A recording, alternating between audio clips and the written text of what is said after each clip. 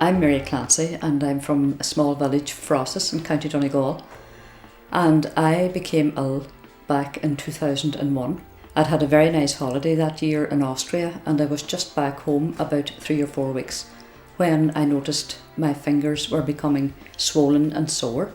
Didn't think it was anything serious. The symptoms persisted and gradually over the space of a month or two they became much worse.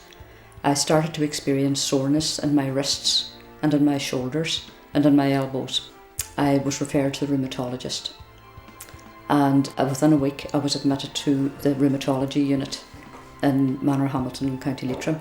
I was just in hospital 2 days when I was diagnosed with rheumatoid arthritis. At that stage I couldn't drive my car. I was having difficulty in walking because my toes, my ankles, my knees were sore, my hips were sore.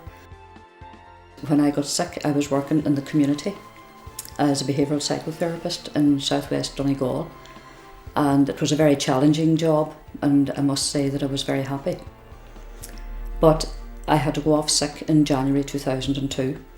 I had to make a decision about my work at the end of that year, and I subsequently retired. I probably am functioning at about 70 to 80% of what I used to be before I got sick. Getting to where I am now took a lot of time and hard work and effort, and I did have to make a lot of changes in my life.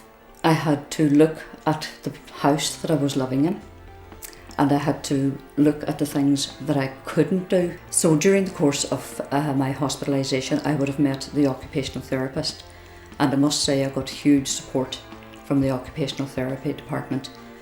And nowadays there are so many gadgets available that I was able to do a lot of the cooking and the things that I like doing with time. What people don't see is the tiredness and the fatigue, and I would still suffer a lot from tiredness.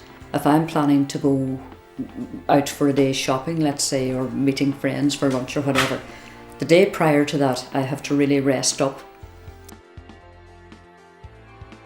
I've been treated with biologics and they've worked very well for me. I was delighted when I was diagnosed with rheumatoid arthritis to discover that there was an arthritis association in Ireland.